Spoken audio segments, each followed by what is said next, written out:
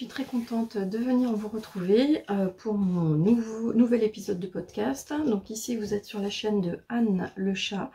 Anne le chat, c'est le pseudo sur lequel vous pouvez me retrouver sur Instagram et également sur Facebook. Et je viens ici dans cet épisode vous parler uniquement de couture. Encore une fois, j'ai des projets tricot sur mes aiguilles, mais j'ai décidé de ne vous en parler que quand ils sont finis.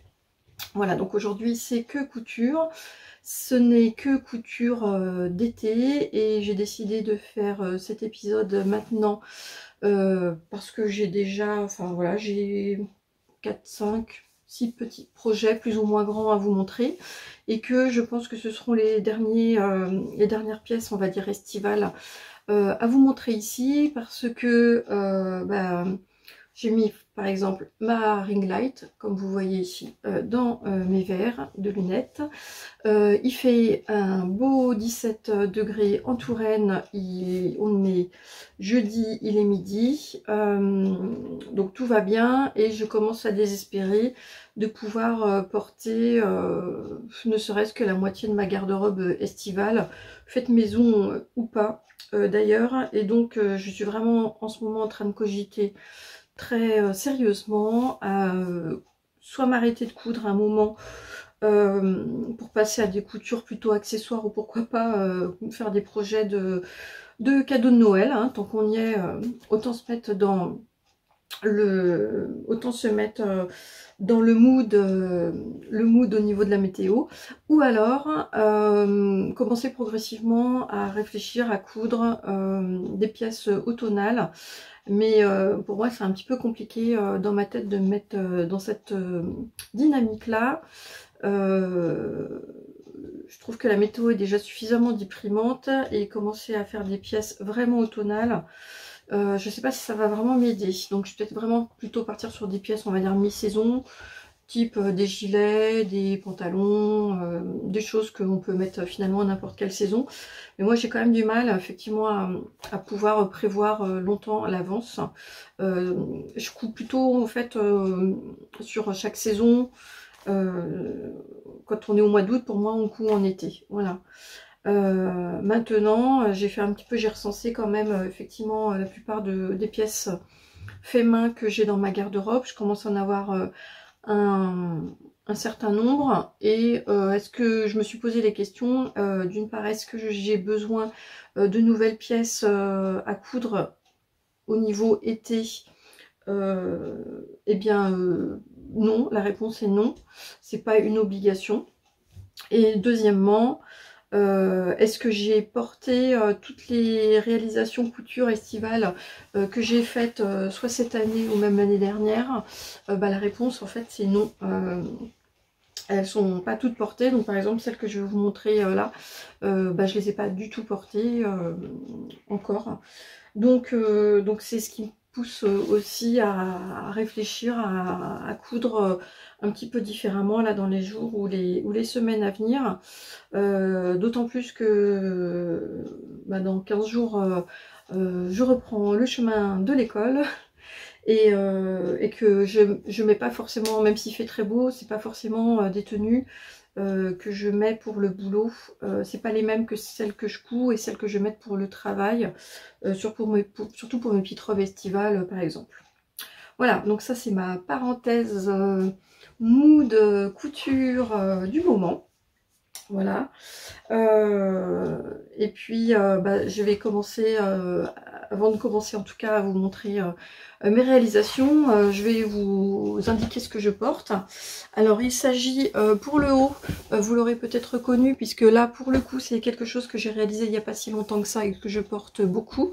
Il s'agit de mon top éclair de Super Bison, donc toujours ce patron gratuit que j'aime beaucoup, réalisé dans du chêne et trame avec un bord élastique, ce qui explique le petit côté un peu froncé que mes élastiques donnent. Enfin voilà, là c'est vraiment un petit basique, et puis donc il était fait en comment on appelle ça, en broderie anglaise, avec un petit côté festonné que j'ai gardé ici. Et donc pour le bas, il s'agit de mon pantalon fez, qui est là typiquement ce que j'entendais tout à l'heure quand je vous disais que c'était le genre de cousette un petit peu mi-saison qui est parfait parce que celui-là je le porte autant voilà, sur même des matinées fraîches en plein été. Je sais que je vais le reporter en automne hein, et fait l'été dans un crêpe de viscose, enfin vraiment de super qualité. Je le porte, je le lave, il ne bouge pas et je l'adore. Donc je pense que ça c'est un pantalon que je dois refaire. Voilà.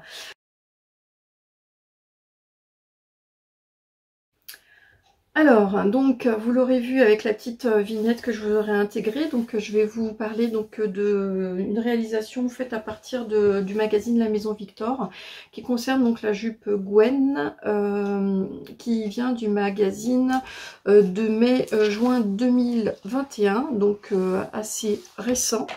C'est une petite jupe qui a été, qu'on a vu pas mal sur les réseaux, et qui a été pas mal cousu dans ce magazine et qu'on voit ici. Voilà.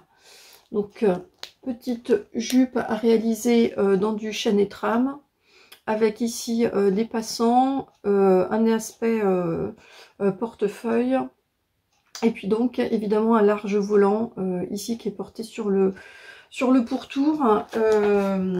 Voilà, donc ça c'était, elle faisait partie d'une des raisons pour laquelle moi j'avais aussi acheté ce magazine, parce qu'elle me plaisait bien.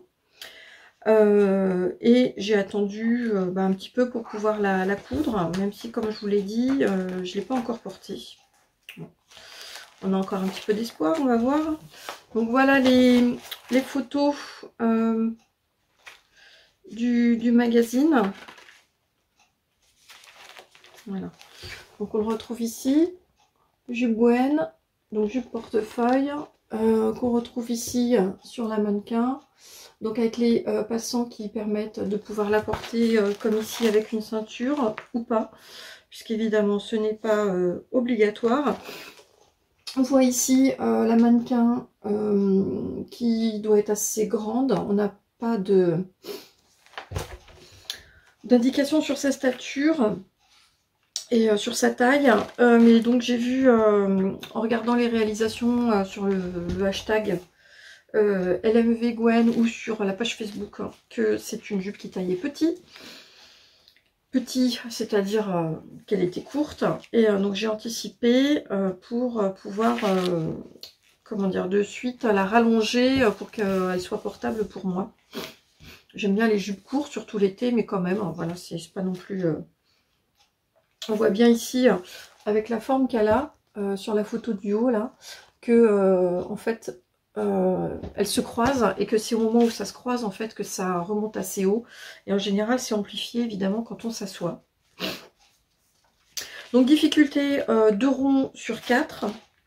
Il est indiqué qu'elle est réalisable de la taille 30 à la taille 48.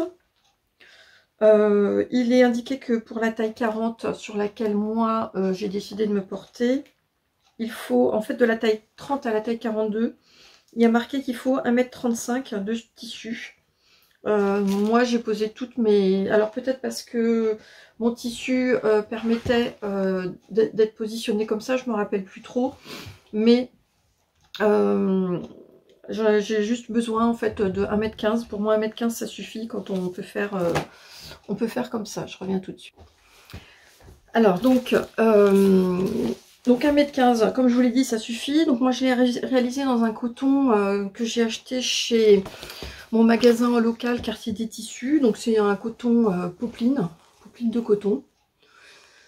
En fait j'avais envie d'une jupe rouge et assez curieusement, j'ai beau avoir énormément de tissu, je n'avais pas de tissu rouge, voilà, donc je suis allée dans mon magasin pour chercher un tissu à dominante rouge. J'ai trouvé celui-ci que je trouvais très frais avec ses petites marguerites. Et il fait parfaitement l'affaire. Alors, donc je vous disais tout à l'heure qu'elle était courte. Donc moi, j'ai décidé, donc une fois qu'on décalque le patron, il faut de toute façon rajouter 1 cm de valeur de couture.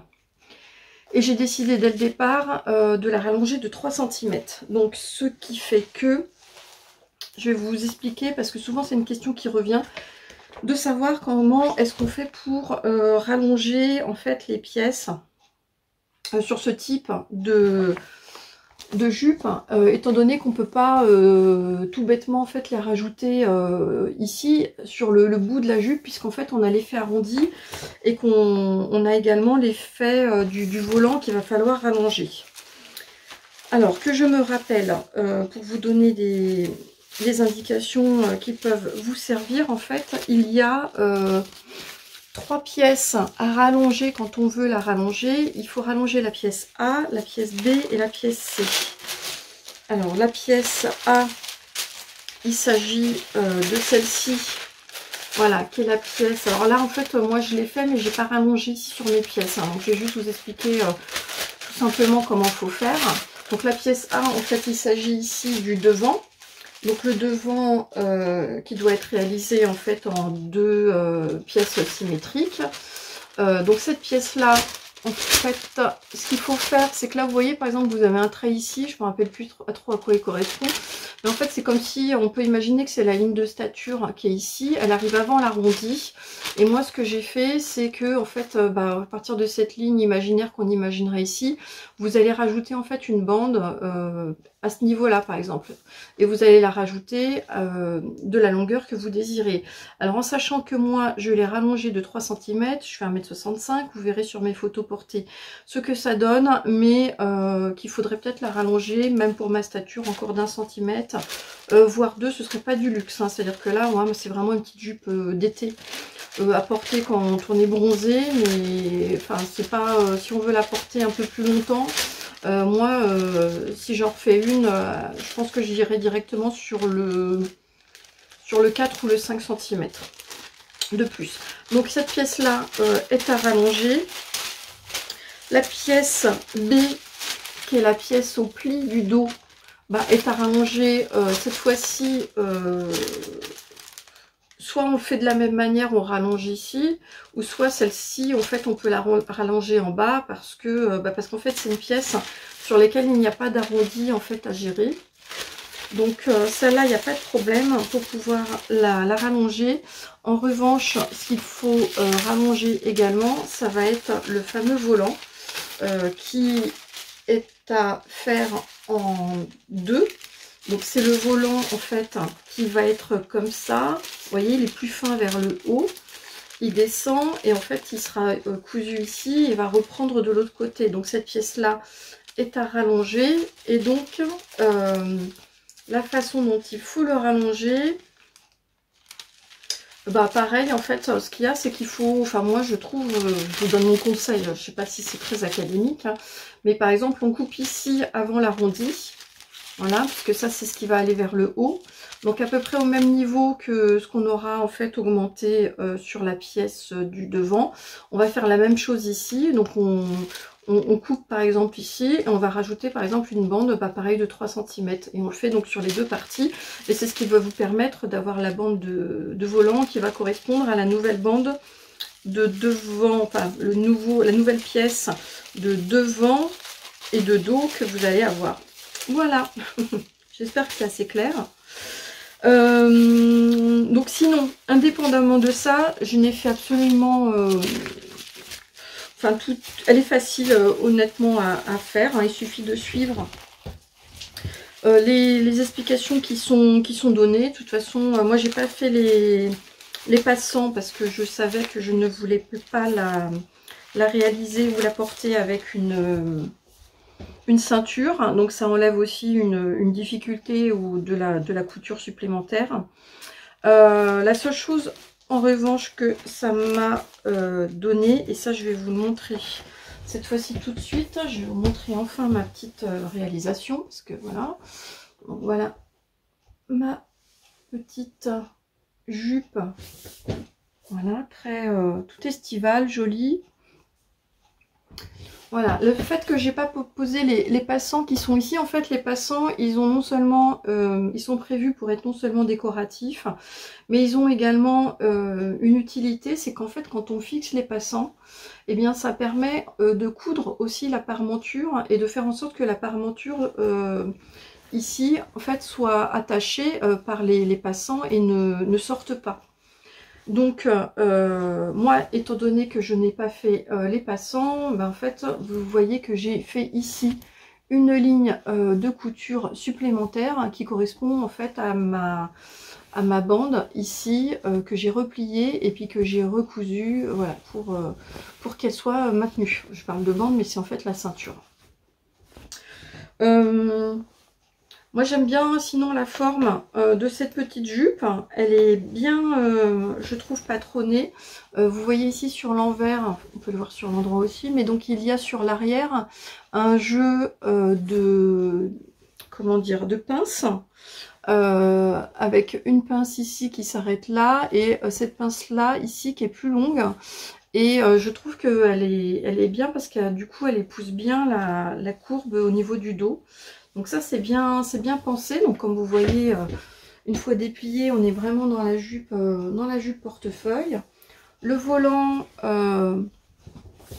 est ici. Donc le fait que moi je l'ai rallongé pardon, de 3 cm fait que je n'ai absolument eu aucun problème ici pour avoir le volant qui allait jusqu'au bout.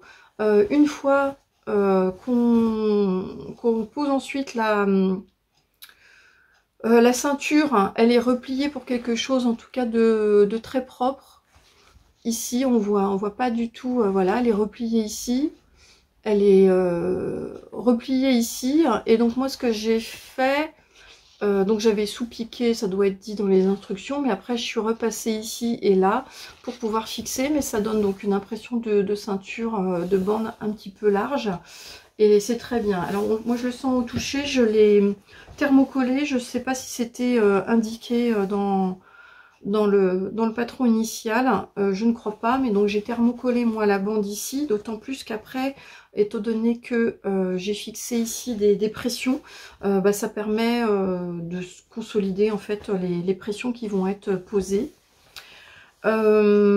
Enfin, la dernière petite chose, c'est que je n'ai pas du tout tenu compte des indications du patron pour poser justement les pressions ou les boutons, puisque ça en fait ce que j'ai fait c'est qu'une fois la jupe cousue, je l'ai posée sur moi. Ça vous permet de pouvoir savoir si vous voulez vraiment la porter au niveau de la taille ou éventuellement pourquoi pas au niveau des petites hanches. Et puis bah, cette fois-ci en fait vous posez quelques épingles et vous posez vos pressions en fonction de votre propre taille et non pas en fonction de ce qui est indiqué dans le patron.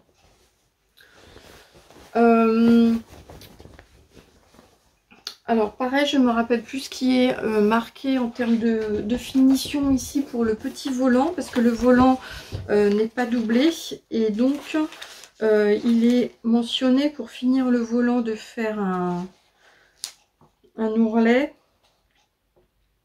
Alors qu'est-ce qu'ils disent?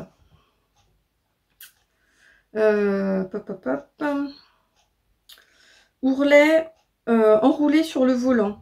Voilà, donc c'est fait pour faire un petit ourlet, mais avec une valeur, un double rentrée même. Double rentrée de 0,5 cm. Moi, j'ai pas fait ça, donc ça va être la modification que je vais pouvoir vous indiquer. Et j'ai décidé de me lancer sur le fameux ourlet mouchoir. Alors ici, je l'ai fait, je sais pas combien il fait au final.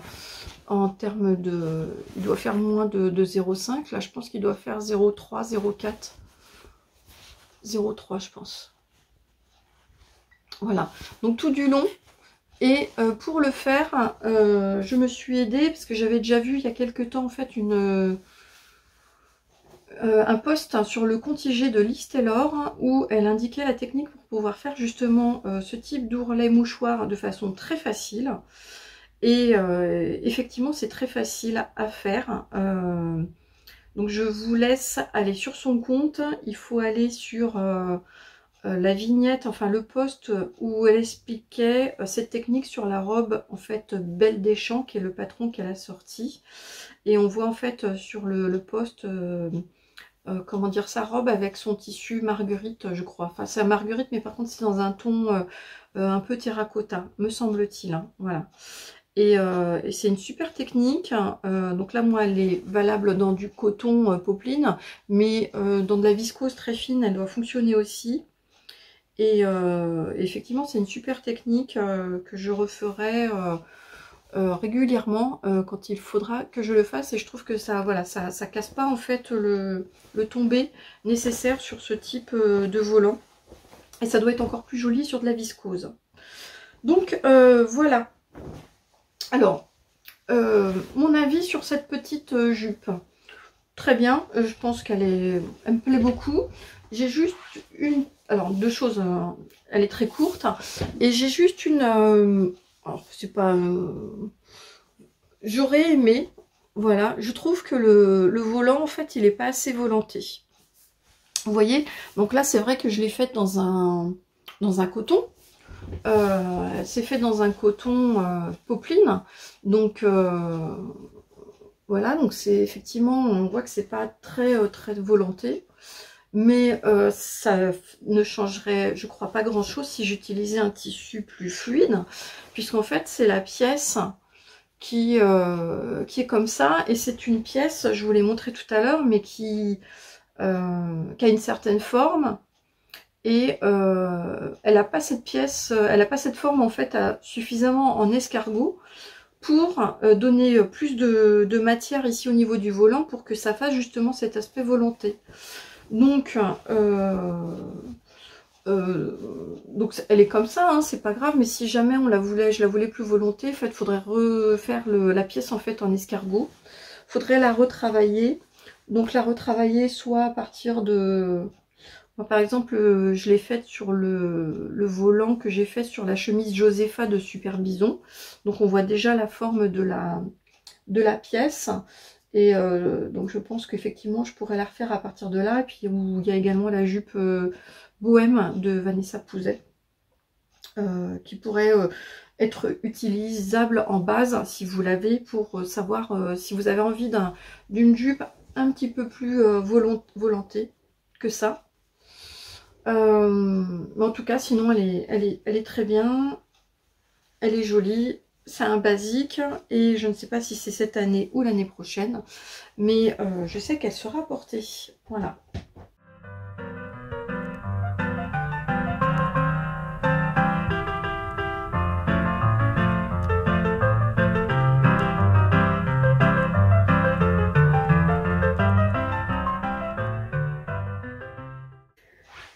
Alors, la deuxième réalisation, je viens de vous montrer ici. Donc la vignette, vous voyez qu'il s'agit d'une nouvelle robe violette de République du Chiffon.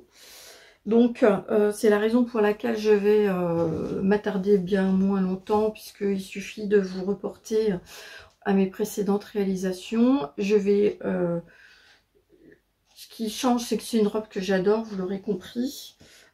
Très simple, moi j'aime bien quand même globalement la simplicité, hein.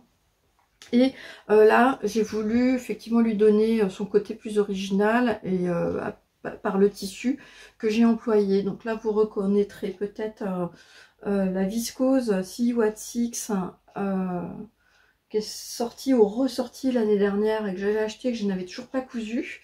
D'ailleurs, il m'en reste un autre coupon que je pense peut-être utiliser plutôt sur une version d'automne. On verra bien ce que ça donnera. Et donc je me suis enfin, parce que je suis un petit peu prise par le syndrome de mes tissus précieux. Je ne sais pas si vous voyez ce que je veux dire, mais j'achète des beaux tissus, mais je ne les coupe pas parce que j'ai peur de les foirer. Et là, je me suis dit, allez, tu vas y aller, parce que cette robe violette, bah, je l'avais déjà réalisée plusieurs fois. Donc je sais que c'est une robe que je porte, que c'est une robe qui me va bien. Et donc, si vous vous rappelez, la dernière fois, en revanche, j'avais un doute sur la taille que j'avais décalquée. Donc, je l'avais redécalquée en fait en taille 42. Puis finalement, je l'avais retouchée de partout. Donc là, finalement, je l'ai reprise en taille 40. J'ai bien fait attention au rajout de marge de couture qu'il fallait. Et finalement, elle est nickel. J'ai utilisé, j'ai rajouté 2 cm sur le buste ici pour lui donner un aspect blousant que j'aime bien, puisque moi je la porte plutôt avec une ceinture comme vous le verrez sur les photos qui est plutôt de cette couleur là, donc ça permet de trancher un peu et de casser le tissu tout motif. Et sinon, j'ai fait exactement le même montage que ma précédente, à savoir qu'au lieu de faire le buste hein, qui est tout doublé, je l'ai fait avec une parmenture. Voilà, parmenture dos, parmenture devant, voilà, qui donne un fini impeccable. Donc la parmenture, elle est sous-piquée.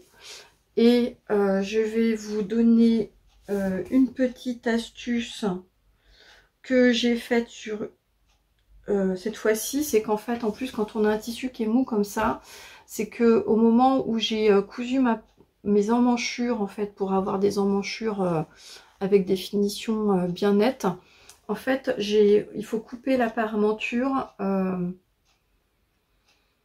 Comment dire, il faut la couper, allez, 4 mm, 5 mm, plus petite que la pièce d'origine. Et c'est ce qui va vous permettre, alors je vais essayer de vous montrer, ce qui va permettre en fait, une fois donc je commence d'abord par endroit sur endroit, par coudre au niveau de l'encolure. Et après seulement je vais coudre les emmanchures. En fait, moi je ne coupe pas ici le côté. Je tournicote les emmanchures pour avoir endroit sur endroit à la fin. Je pose des épingles pour voir que je ne me trompe pas. Voilà, puis je fais une couture. Alors ça nécessite de chiffonner pas mal ses tissus pour y arriver. Mais à la fin, voilà, on arrive. Là, je suis sur l'envers. Là, je suis sur l'envers. Et si vous le voyez, hop, je vais me cacher. Voilà, je vais y arriver. Eh bien, le fait d'avoir recoupé la parmenture 4 mm plus petite que la pièce de devant va permettre en fait à la parmenture, enfin à la couture, hop, de revenir sur l'intérieur. Et donc, une fois qu'on a la robe qui est faite, eh bien, on voit plus du tout, on ne risque pas d'avoir un retour de la parmenture sur l'extérieur de la robe, c'est très net. Voilà, donc ça c'était une des petites choses que je voulais vous dire. La deuxième que j'ai faite aussi, c'est que je vous avais dit que j'aimais pas le fait d'avoir un élastique contre la peau. Et donc j'ai réitéré le fait de faire une coulisse, c'est-à-dire que là j'avais assemblé mon haut et mon bas à la surjeteuse. J'ai fait une couture à peu près à 2 cm. Et en fait, cette couture, cette marge de couture longue, je l'ai ensuite rabattue vers le bas en ce qui me concerne. Et j'ai mis à l'intérieur un élastique. Alors, je mets les fameux petits élastiques ronds qui servaient pour les masques. Que j'avais un énorme rouleau, enfin un rouleau, j'en avais un grand métrage et j'aime bien en fait parce que je trouve que ça fait, comment dire, ça donne une impression d'élastique mais qui est assez fluide. Et donc voilà, en plus je laisse en général une grande, donc je le passe dans la coulisse, je fais un nœud, je laisse un peu puis j'attends de voir à l'usage si j'ai besoin de le raccourcir ou pas. Voilà, donc voilà toutes les modifications que je fais sur cette robe violette. Alors, le tissu à la viscose est génial. Bon, elle froisse un petit peu, hein, mais honnêtement, ça va, ça se défroisse quand on le porte. Et donc, je vais vous montrer donc, toutes les photos que j'ai faites avec la ceinture et sans ceinture aussi. Je vais vous le montrer, voilà, je vous montre sur mes petites photos.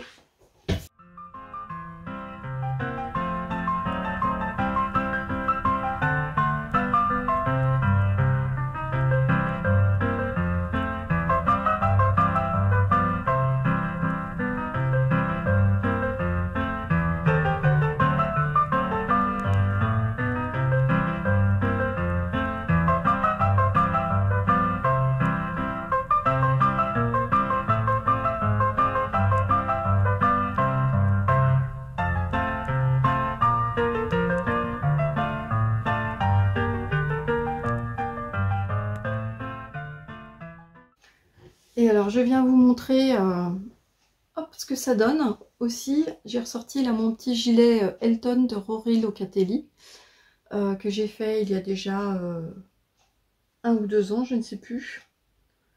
Et c'était pour vous montrer comment ça irait drôlement bien. Voilà, c'est exactement la même couleur. Donc c'est pour ça que je peux porter ma petite robe avec ce petit gilet.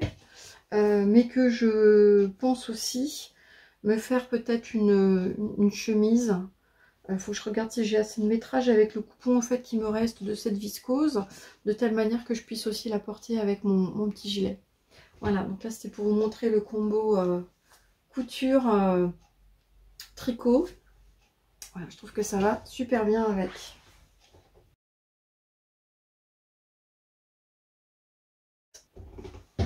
Alors je viens vous montrer donc une autre réalisation d'un magazine de la Maison Victor, comme vous avez pu le voir.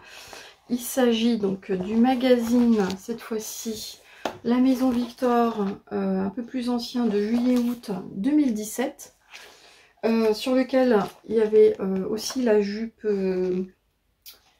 comment elle s'appelle celle-là? Une jupe que j'ai faite plusieurs fois. C'est pas du tout de ça dont je vais vous parler, mais c'est pas grave. C'est le magazine où il y a la jupe, je vais y arriver, Dolores, voilà.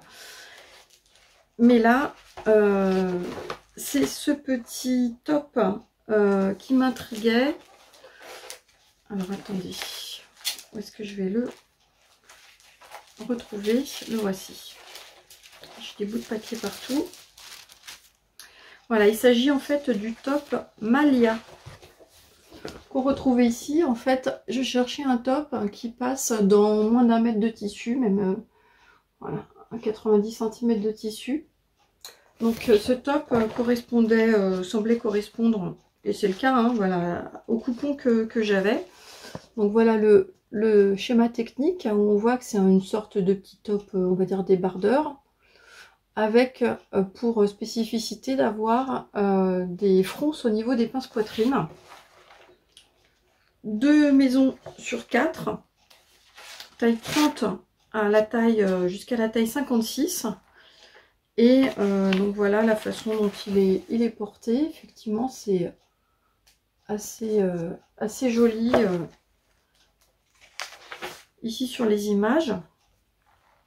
Alors il est indiqué que de la taille 34 à 40 il fallait 1,40 m de tissu, mais alors pas du tout, puisque moi il est passé dans un coupon d'1 mètre de viscose. Donc vous aurez reconnu sur la vignette la viscose Shade Ocre de Atelier Brunette, qui est un coupon que j'avais également depuis l'année dernière et qui comment dire, correspondait bien aussi à mon idée de coudre mes tissus un petit peu précieux dont je vous ai parlé juste avant. Alors ce petit détail, le seul difficulté effectivement, donc c'était le détail ici qu'on avait au niveau des pinces poitrine avec en le fronçant, qui était un détail que j'avais déjà réalisé sur 2 autres modèles. C'est un détail qu'on retrouve sur le chemisier papillote de Dame Good Caramel, et que j'avais aussi réalisé sur le top récréatif Lady de Her Little World, que j'avais fait l'année dernière ou il y a 2 ans. Donc la première fois qu'on le fait, on coupe en fait dans les pinces poitrine, donc ça fait un petit peu peur. On n'a pas l'habitude de les couper, et en fait après on doit froncer la partie inférieure pour qu'elle corresponde à la partie supérieure. Donc au début ça fait un peu bizarre, et puis finalement là au bout de la 3e version, moi c'est allé assez vite. Donc pas de soucis. Donc je vous disais que mon coupon il faisait 1 mètre de chez Atelier Brunette, et en fait il m'en reste 15 cm, donc en réalité il ne m'a fait que 85 cm, en sachant que je l'ai peut-être un peu raccourci. Ouais, je l'ai raccourci. En fait je l'ai raccourci, je vais vous expliquer ce que j'ai fait. Je fais pas mal de modifications. Parce que j'avais lu sur la page Facebook qu'il y avait un certain nombre de difficultés ou d'inconfort au niveau de ce top, surtout au niveau de son bas là. Alors je vous montre ma réalisation, le voilà. Donc une version bien échancrée. Je crois que j'ai pas modifié ici la version sur le haut, donc on retrouve bien ces petites fronces là au niveau des pinces. Donc je trouve que dans mon tissu, ça, on les voit bien, donc c'était sympa. Et puis donc pour le bas, donc la petite modification que vous allez voir aussi que j'ai faite, hein, c'est ces petites fentes que j'ai réalisées ici, qui sont pas présentes dans le modèle. Donc je vais vous montrer ça un peu plus. Je vais vous montrer sur sa version retournée, puisque là aussi vous verrez que j'ai modifié. Alors il est prévu en fait initialement avec une pose de biais sur l'encolure et au niveau des emmanchures, et donc moi j'ai en fait redessiné une parmenture. En plus je l'ai redessiné je l'ai refaite dans le même tissu, donc c'est pour vous dire qu'il y a de la marge au niveau du tissu, hein. Et là on voit bien les petites fronces qui sont ensuite alors je les ai pas surjetées parce que j'ai utilisé un point un peu un point, vous voyez, un peu un point zigzag overlock en fait de ma machine, pour éviter évidemment que ça ne s'effiloche par la suite.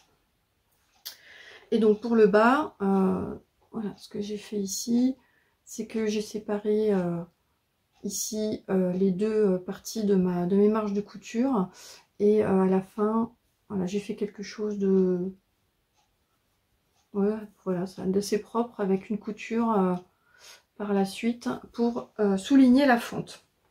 Alors pourquoi j'ai fait ces modifications là et qu'est-ce qui était prévu initialement? J'avais vu sur pas mal de poste qu'en fait avec un tissu viscose très mou, le fait de poser le biais ici et là, enfin ça donnait quelque chose qui n'était pas très satisfaisant. Donc c'est la raison pour laquelle moi j'ai décidé de faire une parmenture. Bon, ça a priori ça dépend peut-être aussi de la façon dont on pose le biais. Si on pose le biais maintenant, moi quand je le pose c'est à la façon des ateliers de Rachel Lajoie, et ça donne assez souvent, toujours, enfin même maintenant, un fini impeccable, donc peut-être que ça aurait suffi. La deuxième chose qu'on peut dire au niveau de ce patron qui est un petit peu curieuse quand on regarde en fait les pinces poitrine, c'est que le détail est très joli, mais les pinces en fait sont positionnées extrêmement haut, et bien plus haut. Moi elles sont carrément peut-être 2-3 cm au-dessus de ma poitrine, hein. Voilà, donc au moins 2 cm. Donc on peut se demander, en général la pince poitrine elle est faite pour que le bout ici tombe pile sur le bout de son sein, hein. Et là c'est pas le cas, donc est-ce que c'est un effet de style?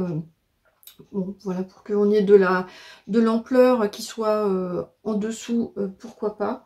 Bon, moi là ça me dérange pas. En revanche, ce qui avait été signalé dans le patron, c'est que alors normalement il avait au moins 3 cm de plus, donc moi j'ai raboté 3 cm, et en fait il y a beaucoup de personnes qui disaient que la façon dont il tombait ici n'était pas assez large au niveau des hanches, et qu'il avait souvent tendance en fait à bloquer au niveau des hanches. Donc j'ai anticipé ce problème déjà en le raccourcissant de 3 cm, ce qui fait que il s'arrêtait avant pour qu'il ne bloque pas sur les hanches. Et c'est la raison pour laquelle j'ai décidé de faire cette petite fente. Alors là, en fait, avant de faire l'ourlet, j'ai tout simplement arrêté de coudre mes côtés 4 cm avant la fin du tissu. Et j'ai ensuite voilà, fait ma petite finition, donc ce qui me fait grosso modo des fentes qui doivent se retrouver à 2 cm, 3 cm en dessous. Et ça permet tout simplement de s'élargir aussi au niveau des hanches. Et là, du coup, moi, j'ai plus de soucis. Et ça me permet aussi de pouvoir le porter à moitié dans le pantalon ou dans un short. Et d'avoir l'autre partie voilà, qui reste. Enfin, j'aime bien cette finition-là. Donc voilà. Alors, vous allez me dire, avec toute cette finition-là, il devrait tomber impeccable. Eh bien, en fait, c'est pas tout à fait le cas. Et là, le problème que j'ai, c'est un problème que je n'ai pas pu récupérer parce que c'est un problème de patronage. C'est qu'en fait, l'encolure ici, elle est, les bretelles, en fait, elles sont un peu trop excentrées. Ce qui fait que elles ont naturellement tendance à revenir légèrement ici. Et donc, l'encolure a tendance systématiquement en fait à former un pli et à bailler. Et en fait c'est ça qui était marqué dans les indications de toutes celles qui avaient fait les finitions encore plus avec le biais, c'est que ça contribuait encore plus en fait à faire une encolure qui était pas jolie et puis qui se plaquait pas le long de la peau. Donc moi j'ai ce problème là, mais il est un peu moins accentué par le fait que j'ai fait une parmenture. Mais en fait je trouve qu'il est mal patronné, il aurait fallu sûrement ici enlever un bon centimètre. Voilà, au niveau de la pliure de de toute cette partie-là, pour que ça rapproche en fait les deux. Donc il aurait fallu retravailler à la fois cette partie-là et la partie du dos, évidemment.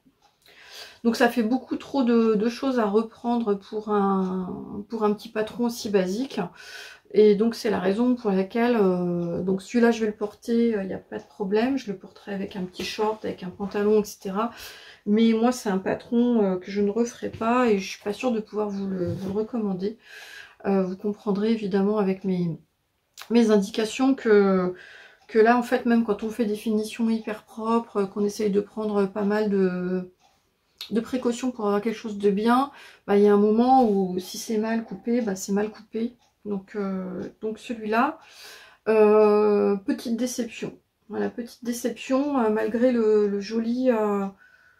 voilà, il fait très beau comme ça, il fait très, très sympa, mais vous ne le verrez pas forcément sur mes photos, parce que ce sont des photos figées, hein, et que ça se verra pas. Bah tenez, ce que je vais faire, c'est que je vais vous le passer, comme ça vous allez vous en rendre compte. Alors voilà, donc me voilà avec ce petit top. Donc vous voyez, au niveau des emmanchures, il passe bien, hein. C'est bien au niveau de ces petites pinces. Bon, comme je vous disais, ma poitrine est là et la pince elle est là, donc il y a même 3 cm. De dos, je vous laisse regarder. Ici sur les petites, j'ai pas de problème ici, il est assez flou. Donc voilà, moi je peux le porter comme ça. Je le trouve très, très sympa. Mais voilà, je vais vous montrer dans la vraie vie. Voilà, et ben ce qui se passe, c'est qu'il se remet ici sur la position naturelle en fait. Et vous voyez tout de suite en fait cette poche qui apparaît ici. Il baille parce qu'il y a 1 cm de tissu en trop. Voilà, il faudrait qu'il soit comme ça au niveau de l'encolure et ce n'est donc pas le cas. Donc comme il est comme ça, et bien du coup il baille. Donc ce qui fait que je peux le remettre comme ça fait comme une encolure un peu bateau, vous voyez. Une fois qu'on le met là, il faut là c'est plaqué. Sauf que bah, il n'est pas du tout sur les bonnes.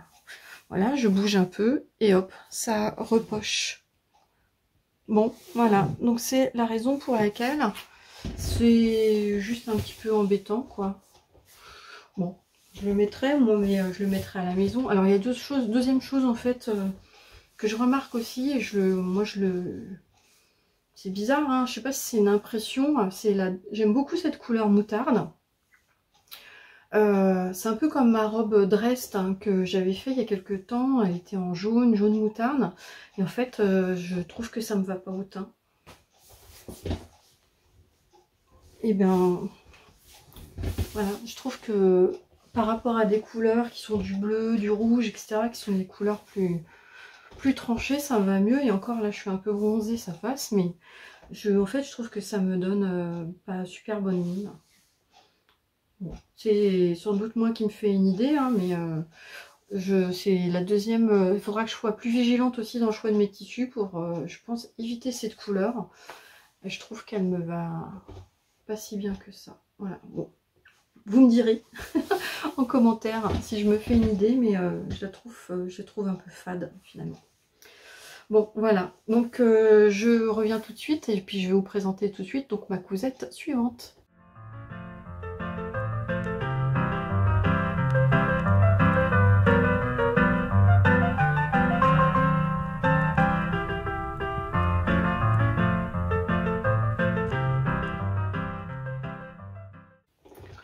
Alors, ma cousette suivante est cette fois-ci un gros coup de cœur. Alors, je l'avais déjà eu précédemment, puisque vous venez de le voir dans la petite image. En fait, il s'agit du top pamplemousse de Crafting que j'avais eu dans ma précédente box couture que j'avais réalisé en fait dans la viscose noire avec des petites fleurs que je vous avais présenté la dernière fois.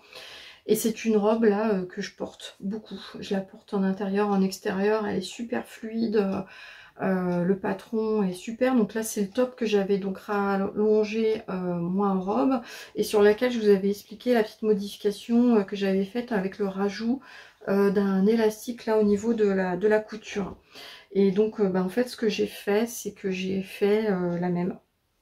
J'ai fait la même avec le tissu que j'ai reçu de la nouvelle, enfin la dernière box Craftin. Donc cette sublime viscose de couleurs. Alors là par contre on est complètement dans les couleurs que j'adore. J'adore ce rose, ce violet avec ce kaki. Enfin elle est magnifique. Et donc on en a vu pas mal passer sur Instagram et sur les réseaux, donc avec la version qui était proposée dans la box qui était la robe nectarine, mais que j'ai pas voulu faire parce que là c'est une robe très estivale, donc avec le dos très décolleté, des petites bretelles, etc. Et donc là j'ai tout de suite voulu la refaire dans la même version que celle que j'avais fait avant. Parce que c'est vraiment le style de robe dans lequel je me sens bien et que j'aime beaucoup. Voilà. Et donc, c'est ce que j'ai fait. Donc, bis repetita, ma petite robe. Donc, en plus, c'était un coupon d'1,40 m qu'on avait dans la box. Ou 1,50 m. Qui était pile, mais pile le métrage en fait qu'il me fallait. Il me reste juste une bande de ça. Et donc, j'ai même pu faire, alors en jouant un petit peu à Tetris, hein, parce que j'ai même fait les... J'ai rajouté en fait les parmentures dans le même tissu. Comme la dernière, donc je vous renvoie sur l'épisode précédent, mais je n'ai pas fait le volant ici au niveau de la taille. J'ai fait en revanche évidemment cela. J'ai voilà, reposé sans faire les boutonnières, mais j'ai trouvé des boutons de mon stock qui allaient très bien avec cette belle couleur qui reprenait exactement celle que vous aviez là et qui était raccord avec mon vernis que je m'étais fait et qui commence par contre un petit peu à s'écailler. Donc il n'est pas impeccable là. J'ai les rallongés pareil pour qu'elle m'arrive au-dessus du genou. Donc j'ai posé de la même manière le petit élastique là. Au niveau de la taille, donc seulement sur le devant, pas sur l'arrière, et c'est tout simplement génial. Et j'ai également, je n'ai pas fait les bandes de finition prévues au niveau des emmanchures, donc ce qui m'a aussi fait économiser un peu le tissu, puisque j'ai posé du biais avec la méthode dont je vous ai parlé tout à l'heure, et qui me permet d'avoir des finitions vraiment, encore une fois, impeccables, y compris au niveau... Voilà, de la finition ici, mais ça rigidifie comme il faut toute l'emmanchure. Vraiment, ça fait quelque chose de super, super fini. Voilà, encore une fois, toujours, j'adore le petit détail là du tissu de l'extérieur qui revient vers l'intérieur, ce qui fait que le biais est complètement invisible de l'extérieur. La parmenture, hein, donc je l'ai posée, j'ai sous-piqué, cette fois-ci je l'ai thermocollée, donc avec un thermocollant Viseline H200 pour celles que ça intéresse, super fin, ce qui fait que ça cartonne pas du tout, ça donne juste le maintien qu'il faut, sans cartonner, et comme sur ma précédente robe, je pense que ça va finir par m'embêter. Donc en fait sur ma robe noire, c'est ce que j'ai fait... il y a 3-4 jours, je crois que je sais pas si je vais vous insérer ma petite vidéo où je vous montrais comment je faisais des points invisibles. Je crois que j'ai pris une petite vidéo, je vous l'insérerai juste après là, en petite technique. C'est à dire qu'en fait j'ai fini par faire des petits points invisibles et surtout totalement invisibles sur le devant de ma robe, encore plus sur ma version noire, ça ne se voit pas, et pour fixer définitivement ma parmenture sur l'intérieur pour qu'elle ne m'embête plus, parce que là ma robe je viens de la faire, donc j'ai pas de souci, mais la robe noire je la porte, je la lave, je la repasse, et un repassage ça demande encore plus de boulot avec cette parmenture qui rebique. Donc voilà pour cette petite robe que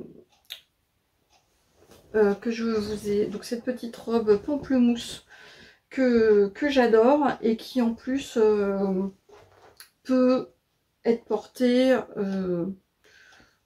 je veux dire en mi-saison, enfin je veux dire elle va pas, voilà, il suffit pas d'avoir des températures de 35 degrés pour pouvoir les porter. Une dernière chose, donc là c'est le tissu qui était donc dans la box crafting, il est d'une douceur et d'une, il est vraiment d'une souplesse, il est pas transparent, alors il est pas transparent parce qu'en fait il y a un petit peu d'ampleur ici, donc mais il est pas transparent. Et je le trouve magnifique. Et donc il a été évidemment donc, lavé, repassé. Il retrouve sa douceur initiale. Il est juste parfait. Et donc pour finir, je vais vous le montrer tel que vous le verrez d'ailleurs sur les petites photos après. C'est la photo que j'ai mise sur une story et que vous avez beaucoup aimé. Voilà. Hop, je vous montre mon petit look avec ce petit gilet que je m'étais confectionné aussi l'année dernière et qui ira vraiment parfaitement avec, qui est le gilet 13KO de Along avec Anna ou Anna Dervoot. Voilà, que j'avais fait dans ce Mérinos de Michaela, mon petit rêve. Voilà, j'ai un petit pins ici qui est à demeure avec un petit pins Liz Taylor qui est tout joli. Et donc là, c'est une petite tenue. Pareil, un joli petit combo couture tricot qui sera super bien, qui ira super bien avec. Et donc je suis vraiment plus que ravie de cette cousette. Et donc je vous montre les photos portées et on va passer à ma dernière, enfin mon dernier ensemble de réalisations. On y va.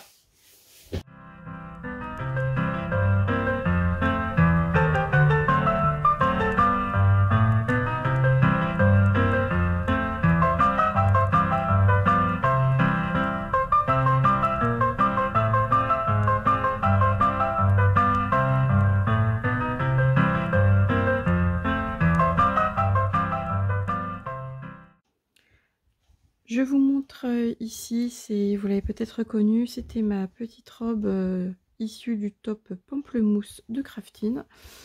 Je l'ai beaucoup déjà portée déjà beaucoup, et je l'ai aussi lavée, et j'ai toujours ce problème un peu récurrent d'avoir la parmenture, puisque c'est une parmenture qui est tout au long en fait de ma robe devant et derrière, et en fait elle rebique. Quand je la passe au lavage, forcément, ça froisse. Et je suis obligée toujours de repasser plusieurs fois au fer à repasser. Donc là, je me suis dit que j'allais la maintenir avec un petit point invisible. Donc c'est le petit point technique que j'avais envie de vous montrer ici. Donc j'en fais quelques-uns, puis je reviens vous montrer un peu plus en détail.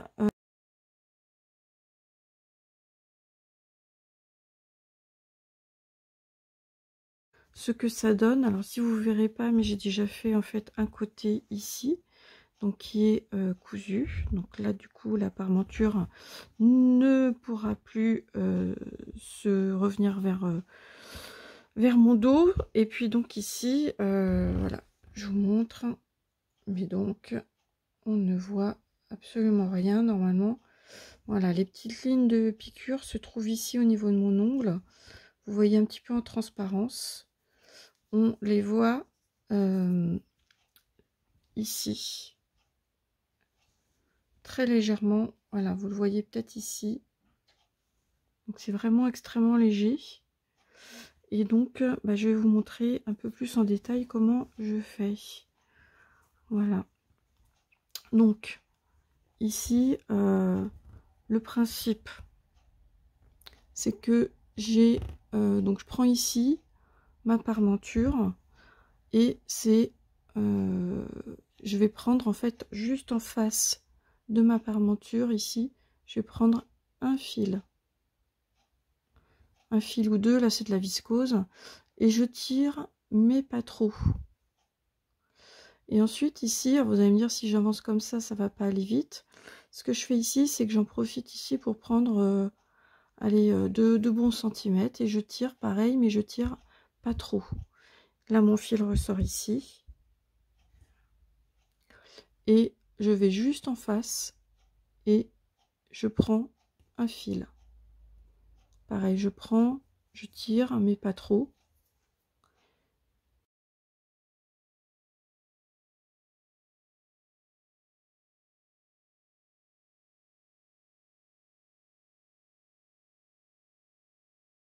Ici, bah, vous voyez ma parmenture ici, si je montre avec mon... Voilà, elle tient. Elle n'est pas complètement... Il ne faut pas tirer le fil à fond, parce que si vous le tirez le fil trop fort, c'est là que vous allez voir les petits... les fils qui vont apparaître ici. Alors qu'ici, c'est parfaitement invisible. Je l'ai fait aussi de ce côté-là. Et encore plus quand je vais passer un coup de fer à repasser. Ce sera parfaitement invisible et ma parmenture ne m'embêtera plus. Donc surtout là, ce V qui rebiquait bien souvent. Là, il est plaqué. Je pense que ce sera parfait pour mes prochains lavages. Voilà.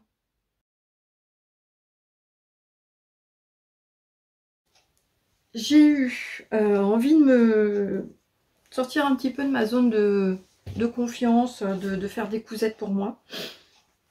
Et j'ai eu envie de tester en fait les sous-vêtements pour mon loulou, pour mon mari, quoi, pour mon loulou. J'avais un petit coupon en fait de jersey qui était sympa, je vous montre. Donc il était gris chiné avec des motifs manga. Un coupon qui était presque une chute, c'était un coupon de 50 cm dans lequel il manquait déjà en fait un carré de tissu. Et donc j'ai décidé de m'atteler à un patron que j'avais déjà depuis longtemps dans ma patron tac, qui est le boxer Warren de Eclipse Lingerie Studio. Et que moi j'avais eu dans sa version gratuite il y a longtemps, je crois qu'elle était gratuite, hein, qui était à l'époque où la marque s'appelait Monsieur est une traînée. Voilà, donc j'ai pris...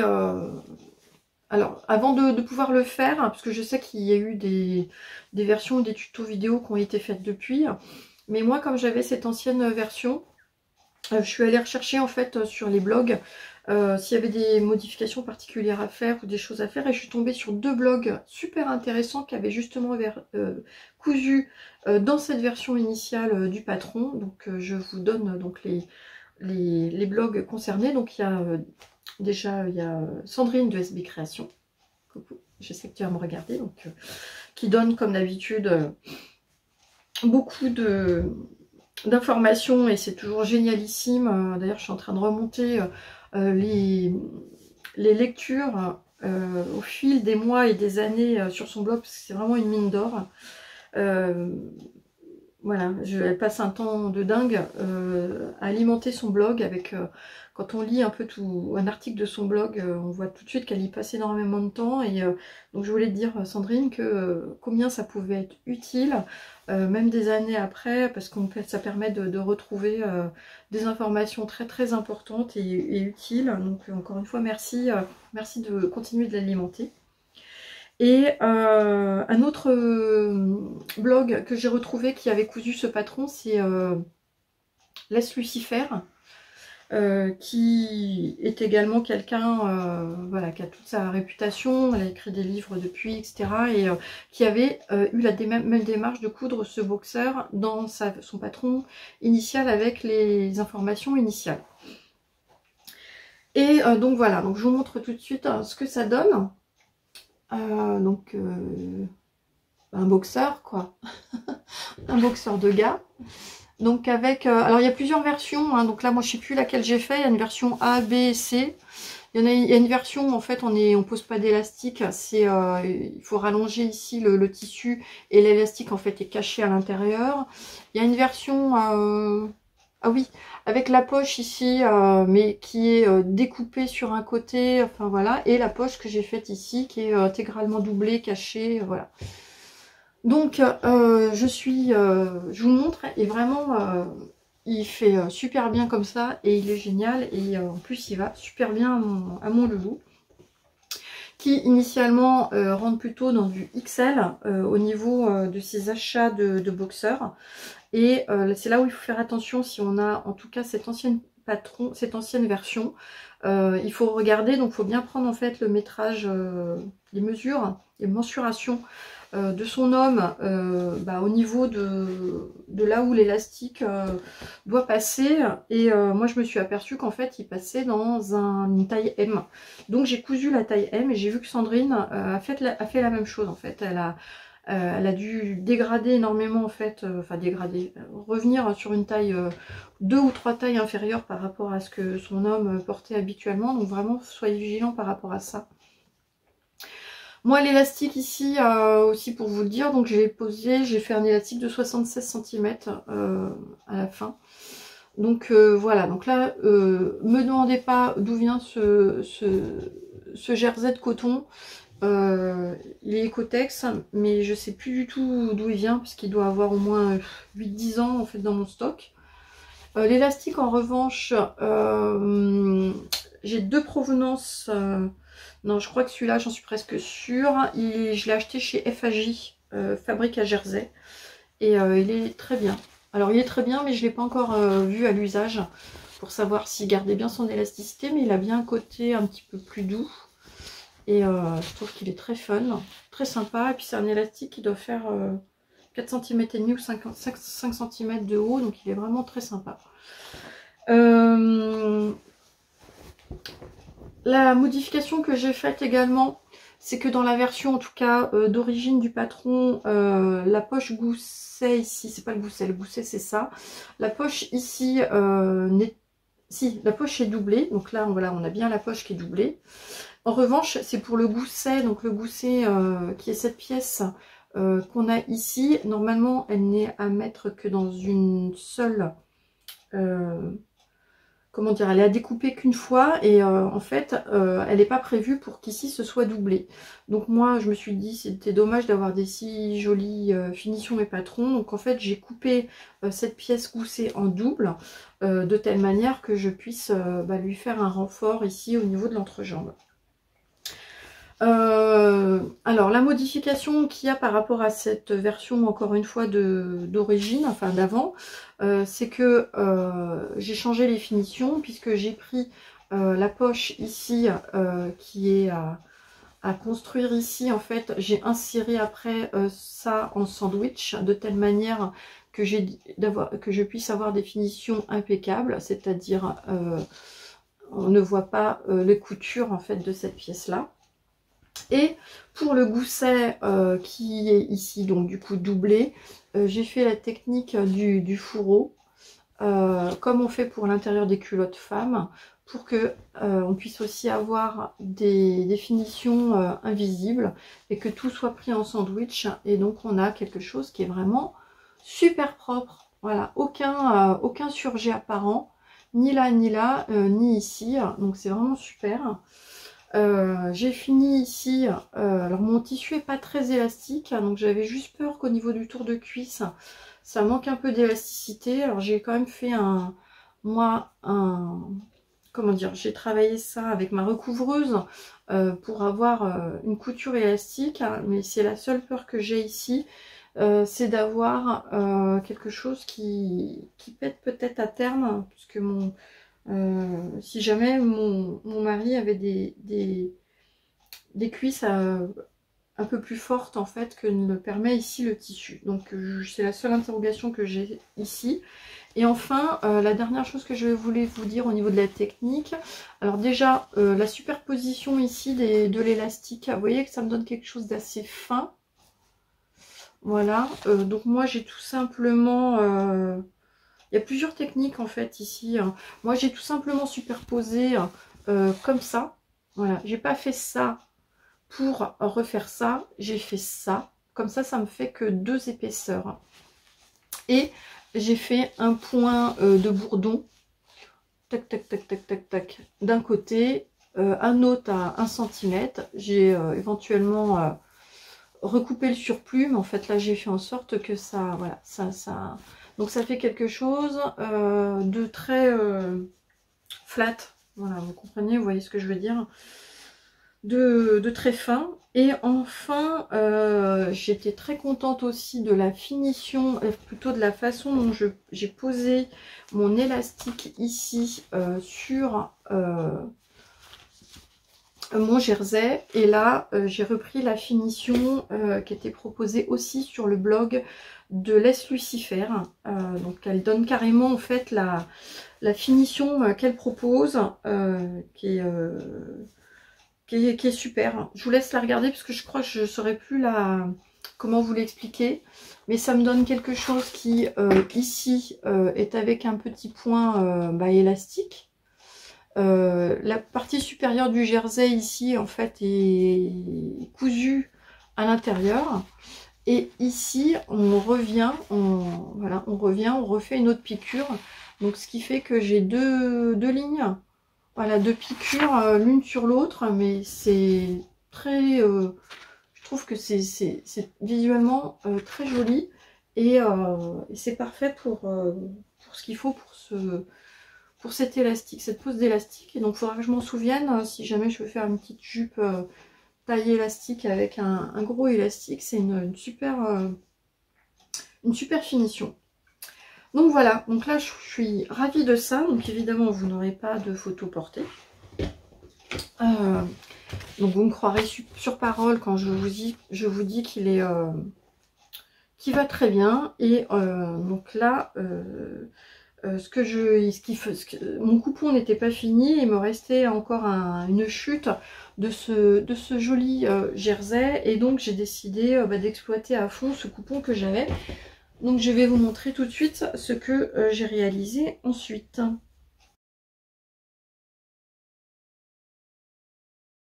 Voilà, donc j'ai décidé de me faire une brassière Vega. Vega ou pas? Tami. Tami, c'est la brassière Tami. De Toujours Eclipse Lingerie Studio. Et donc il me restait tellement peu de tissu que normalement en fait sur la brassière Tami, alors je vais essayer de vous insérer ici le schéma technique de la brassière. Donc en fait on a une pièce unique pour former, voilà, donc on a une couture qui est prévue ici et normalement on a une pièce entière pour former cette brassière. Donc moi j'avais plus beaucoup de tissu et donc j'ai été obligée de faire une couture ici. Et en fait je me disais de toute façon perdu pour perdu, je me suis amusée à faire des techniques avec ma surjeteuse. Et là j'ai utilisé le point flat lock de ma surjeteuse. Donc je vous montre ce que ça donne. En fait c'est un point qu'on peut réaliser, alors moi j'ai toujours ma baby lock mais on peut l'utiliser avec n'importe quel type de surjeteuse. En fait il s'agit de faire le réglage approprié. C'est un point qui se fait à 3 fils, je crois, oui. Et en fait il y a un des fils, pas dire de bêtises, mais qu'on met dans l'aiguille, comment dire, qu'on insère dans le disque de tension d'un déboucleur en fait. Ce qui fait qu'il prend plus de chemin pour arriver et pour faire la couture qu'il n'en prendrait naturellement si on le mettait dans la bonne bobine. Et donc, c'est ce qui fait qu'en fait, donc à la fin, derrière, on a quelque chose qui ressemble en fait à un surjet. Sauf que, en fait, quand on l'a, il faut ensuite tirer énormément le jersey. Et ça nous donne, alors ça, vous n'allez pas le voir, mais ça nous donne en fait une couture qui est quasiment plate. Donc qui est faite non seulement pour être décorative, mais c'est fait également pour éviter d'avoir un bourrelet de tissu supplémentaire. On a presque l'impression, au lieu d'avoir 2 épaisseurs de tissu, alors on n'en a pas une seule, mais c'est comme si on en avait une et demie, si vous voulez. Et en plus, ça donne quelque chose de visuellement assez sympa, qu'on retrouve souvent, parfois dans les coutures du commerce qu'on a. Et en fait, on peut s'amuser, par exemple avec un fil fluo, à le faire sur un pantalon ou quelque chose comme ça. Et donc ça permet de pouvoir aussi faire un jeu de couture décorative. Voilà, donc moi je l'ai fait sur cette partie là parce que j'avais envie de m'amuser. Je l'ai faite également donc à l'arrière. Et puis bah, après j'ai assemblé la brassière tamis, bah, exactement avec les mêmes indications que d'habitude. Je me demande si c'est pas un des tutos vidéo qui a été fait par la créatrice. Si c'est le cas, je vous mettrai la petite diapo, enfin photo ici pour vous montrer la vidéo YouTube. Mais j'ai un doute. Après, bah voilà, donc on pose de l'élastique picot. Donc moi, celui-là, il doit venir de chez Mercerie Extra. On pose la première, en fait, on la pose ici, sur cette partie-là. On laisse 2 cm d'élastique en plus ici. Après, on va poser cette partie-là, qui va jusque là. Pardon. On laisse également 2 cm dépassés. Et à la fin, on vient prendre une bretelle. Donc là, c'est Mercerie Extra, parce que c'est des bretelles Sonia Rykiel. Elles sont de super qualité, toutes douces à l'intérieur. Alors, initialement, il faut rajouter les petites réglettes, etc. pour pouvoir bien ajuster les bretelles. Moi, là, comme c'était quelque chose dont je savais pas trop si j'allais le porter, je les ai réglées directement sur moi pour qu'elles soient à la bonne dimension. On nous explique comment, voilà, comment voilà, il faut faire deux petites lignes de piqûre. On coupe l'excédent derrière. Voilà, c'est assez propre. Et une fois qu'on a fait ça, il ne nous reste plus que le bas à faire. Alors là, moi, j'étais en rupture de bande. Parce qu'en fait, on n'est pas censé utiliser moi, ce que je trouve un petit peu difficile, c'est que ça, on arrive tout de suite à identifier quand ce sont des bandes élastiques de bretelles de soutien-gorge. Mais en fait, souvent, c'est pas la même élasticité. Il faut que ce soit un peu plus, avec plus de maintien ici, quand ce sont des bandes élastiques à poser en dessous. Et ça, j'en avais plus. Donc d'ailleurs, j'ai repassé une commande chez Mercerie Extra, entre autres de ça, mais pas que. Et donc, j'ai fait autrement. Donc là, ce que j'ai fait avec ce que j'avais à la maison. Et vous allez le voir, c'est que j'ai utilisé de la laminette. Donc la laminette ou du lastinge, j'arrive jamais à me souvenir. En fait, c'est à la bande caoutchoutée qu'on met dans les maillots de bain. Donc là, j'ai utilisé celle-ci. Et alors, pour vous dire, ouais, parce que là, j'ai eu... En fait,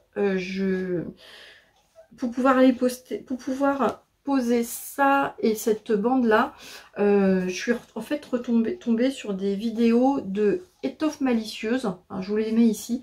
Parce qu'il y a plusieurs vidéos qui datent un petit peu, elles datent d'il y a 1 an, mais qui ont été faites pour expliquer quelle tension mettre justement sur son élastique picot, les différentes techniques justement pour pouvoir les poser. Et alors, ce sont des vidéos aux petits oignons, elles sont géniales. Voilà, elles nous donnent plusieurs techniques pour poser ces bretelles et avoir la bonne tension, c'est-à-dire que ce soit, et pour arriver à nous expliquer aussi quand est-ce qu'on fait des erreurs, comment les rectifier, enfin pas comment les rectifier, mais en tout cas comment éviter de les faire, etc. Et franchement, elles sont top ces vidéos, donc je vous engage vraiment à y aller si vous êtes, si vous voulez vous améliorer dans les techniques de lingerie. Et notamment, elle explique voilà, un système pour mettre des repères en fait sur sa machine à coudre.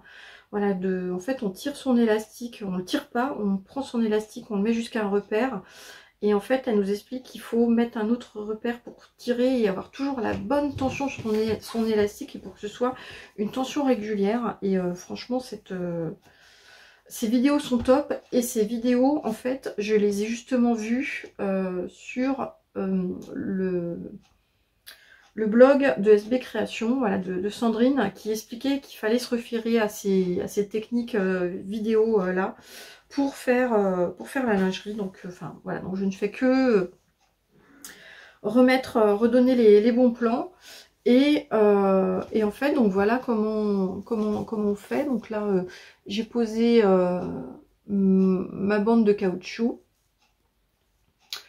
Et on va la remettre de l'autre côté. Alors la seule erreur que j'ai faite, c'est que quand on fait ça, normalement, on doit rajouter son tissu ici sur 1 cm, 1 cm et demi. Donc ce que je n'ai pas fait, ce qui fait que ma brassière tamis est sans doute un petit peu plus courte, voilà, qu'elle ne devrait l'être. Et pour vous montrer que je suis pas non plus infaillible, j'ai fait une petite erreur sur l'intérieur. Enfin, vous voyez, en fait, finalement, on voit un petit peu ma bande. Alors qu'il vaut mieux la tailler assez large et recouper l'excédent de jersey seulement à la fin. C'est plus visuellement plus joli.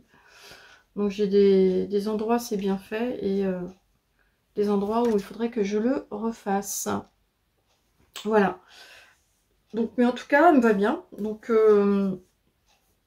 une petite brassière qui est sympa à porter comme ça. Je verrai si je vous insère une petite photo. Parce qu'a priori, ça fait un peu comme un maillot de bain. Hein.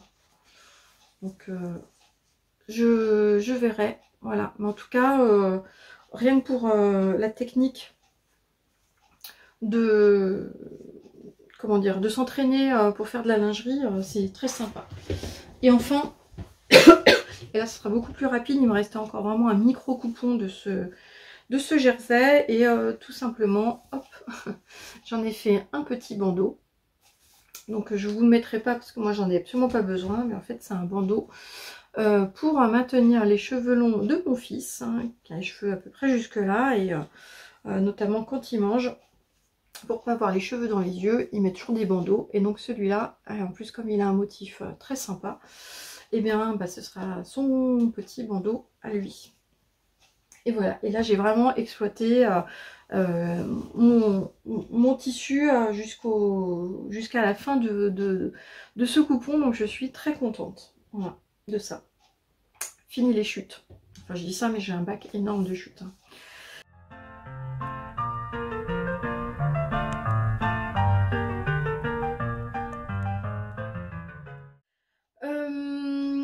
Et bien voilà, bah écoutez, encore une fois, ça va faire un podcast qui sera assez long, sur lequel je vais devoir passer un peu de temps au montage. Je vous montre juste, non pas de la couture directe, hein, mais c'est un petit peu lié. J'ai profité des vacances pour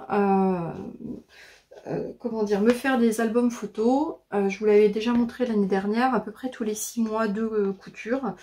J'ai assez de photos pour pouvoir me faire mes petits albums. Hein. Donc là, moi je l'ai fait sur monalbumphoto.fr, je crois.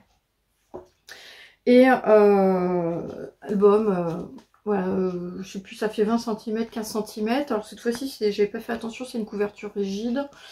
Et voilà, je mets toutes mes cousettes. Donc là, ça allait de mai à décembre 2020. Alors j'utilise l'assistant qui permet de mettre les photos comme il veut. Et après, je fais éventuellement quelques modifications, mais pour moi, le but, c'est d'aller très vite et d'avoir juste les photos. J'ai pas aucune indication, puisque mes indications, je les retrouve ensuite plutôt dans mes carnets de couture. Donc, mais je trouve que c'est sympa parce que c'est une vraie qualité photo. Ça me permet d'avoir, voilà, un souvenir et avec des couleurs assez fidèles, beaucoup plus qu'une simple photocopie que je fais à mon imprimante, parce que vous vous rappelez, je vous montre souvent les photos de mon petit album, mais en fait voilà, là par exemple on voit ma belle Adonne. Bon bah ça je le fais avec une impression de mon photocopieur laser. Mais donc là ça rend pas mal, mais j'ai aucune idée à l'usage au bout de X années de savoir la façon dont ça va rester au niveau des coloris et du papier.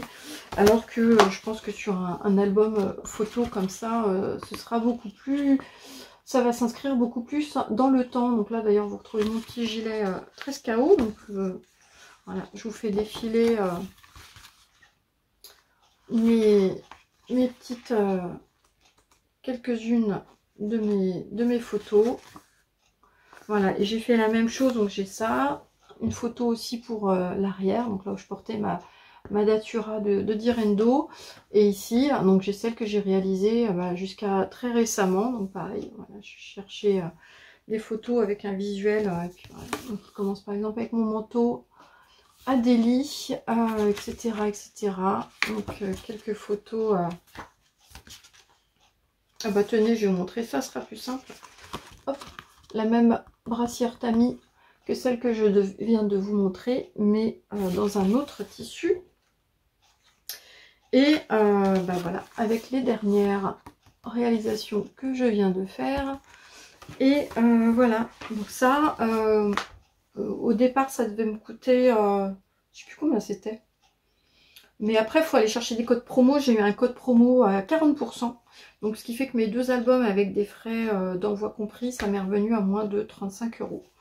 Donc je suis très contente de ça. Voilà. Voilà les 2 précédents que j'avais fait. Et je trouve que c'est tout. Enfin voilà, ça permet de s'inscrire dans la durée. Et j'aime bien les regarder. Parfois ça me donne des idées de ce qui m'allait bien et de ce que j'ai envie de reproduire comme en termes de patron. Voilà. Bon bah écoutez, j'espère que la présentation de mes réalisations couture vous aura plu, que vous aurez trouvé peut-être des idées d'inspiration en ce qui vous concerne, que si c'est des patrons qui vous tentaient, que vous allez pouvoir être aidé par les indications de modification notamment que je vous donne, comme d'habitude. Comme d'habitude, n'hésitez pas non plus à me laisser un petit message. Vous le savez, c'est toujours hyper valorisant pour celles et ceux qui font des podcasts, qui passent du temps à faire du montage, voilà, enfin c'est un plaisir personnel de montrer ce qu'on a fait, mais c'est aussi un plaisir de partager. Donc dans le partage, n'hésitez pas à partager vous-même par un petit commentaire, c'est toujours extrêmement voilà, touchant de les lire, et on se nourrit de ça. Alors je ne sais pas quand je reviendrai vous voir, hein, donc là le mois de septembre sera toujours un mois très chargé. Je ne sais pas si j'aurai l'occasion de revenir rapidement, déjà par le fait que du nombre de cousettes que je vais réussir à faire, et surtout par le temps que j'aurai aussi, que je vais trouver avec la rentrée scolaire. Voilà. Dites-moi en commentaire justement quelle est la cousette que je vous ai montrée qui vous intéresse le plus. Ça m'intéresse aussi. Et enfin une dernière chose aussi, je vous avais dit il y a quelques temps, sur le dernier ou l'avant-dernier podcast, que je vous proposais de faire une vidéo pour vous expliquer comment je pouvais reproduire un patron du commerce. C'est toujours dans ma tête et j'ai commencé à prendre un certain nombre de notes. Et je sais pas trop faire en fait dans l'improvisation, donc il faut que je trouve le temps de prendre tout ça, enfin de la vidéo, parce qu'en fait ce qui m'embête c'est que j'ai pas de trépied, et voilà, je manque un peu de matériel pour être à l'aise, pour pouvoir vous montrer exactement ce que je suis en train de faire. Donc c'est compliqué à mettre en œuvre, donc j'oublie pas l'idée, hein, mais bon voilà, c'est juste que voilà, faut peut-être encore un peu de temps pour que j'arrive à mettre ça en place. Que je trouve le bon modèle à reproduire, mais je pense déjà essayer de faire voilà, une petite méthode avec des étapes pour vous expliquer comment vous pourriez réutiliser aussi ce petit tuto vidéo de votre côté. Voilà. Donc sinon je vous souhaite une bonne fin de vacances si vous en profitez encore. Bon, puis bonne reprise pour la plupart évidemment d'entre vous, ça va forcément arriver pour tout le monde si c'est pas déjà le cas. En tout cas je vous remercie encore une fois très chaleureusement, tous ceux qui sont abonnés, qui vont s'abonner, qui me voient pour la première fois ou qui me suivent régulièrement ici ou sur Instagram. En tout cas voilà, je vous dis merci, je vous dis à bientôt et bonne couture. Voilà, ciao.